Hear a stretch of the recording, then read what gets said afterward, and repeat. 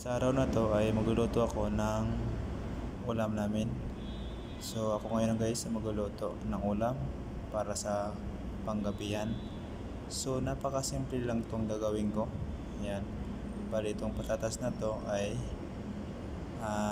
kailangan ko lang siyang balatan. Bali 3 piraso nga pala to guys. So okay na yon para sa panggabihan namin. So makakaraos na naman ito ang panggabihan. Timplihan ko lang ang pagluto nito para hindi masyado mahirap. Ayan guys. So balatan ko lang muna to na patatas.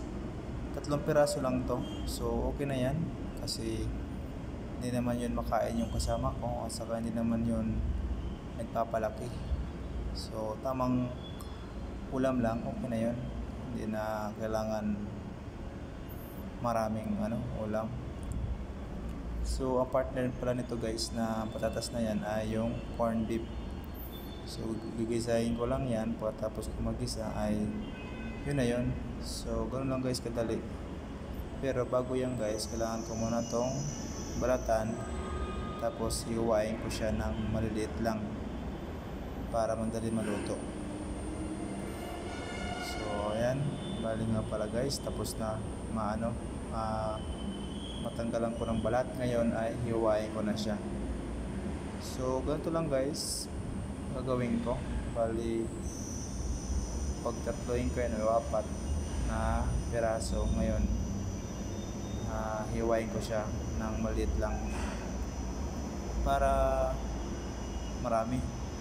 So yan, ano lang guys yung ang gagawin ko ngayon.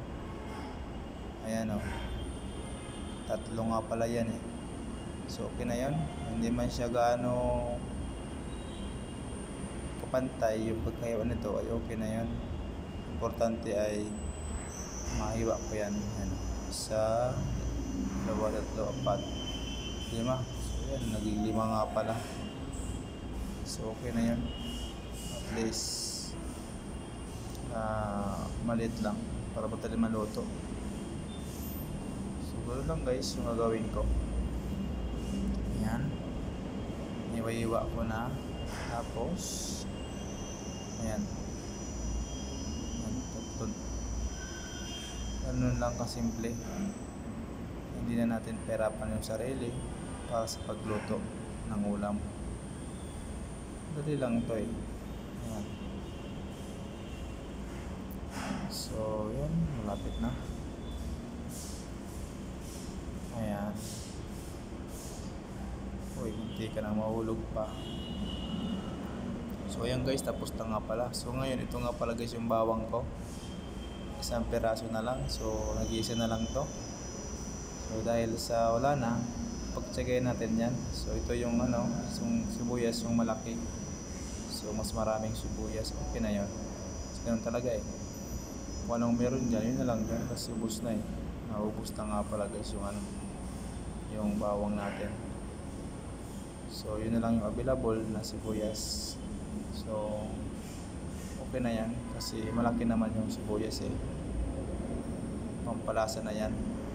So ganun lang guys. So yan, naiwa ko na. Tapos ang gagawin ko ngayon ay ito na patatas ay kailangan ko muna siyang lutuin. So yun, yung guys yung yung paraan ko para mas madali maluto yung patatas. Ayan o. Bali nga pala guys, pinakuluan ko muna siya bago ko siya gigisahin para luto na agad. Hindi na masyado hindi siya makonsumo sa sa oras para sa pagluto, sa pag-isa. So ganoon lang guys, bali tanggalin ko na. So bali pagkapakuloy ko nga pala yan guys. So ang purpose lang nito ay lutuin ko lang yung patatas. Ayan o.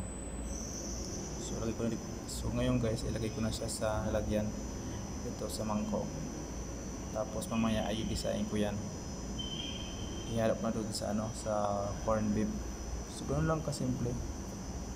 Para hindi tayo guys mahirapan. So ito nga pala guys yung paraan ko sa pagluluto nito. So hindi man ako magaling sa pagluto pero sa tingin ko ay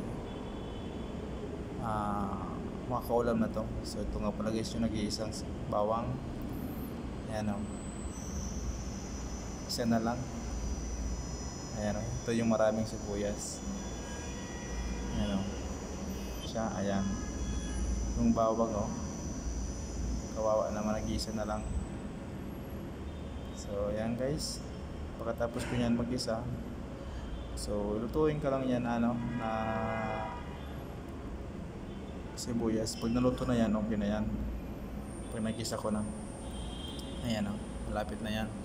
Tapos ilagay ko na guys yung corn beef. Bali dalawa nga pala guys ito na piraso, kasi dalawa man kami kaya isa kami.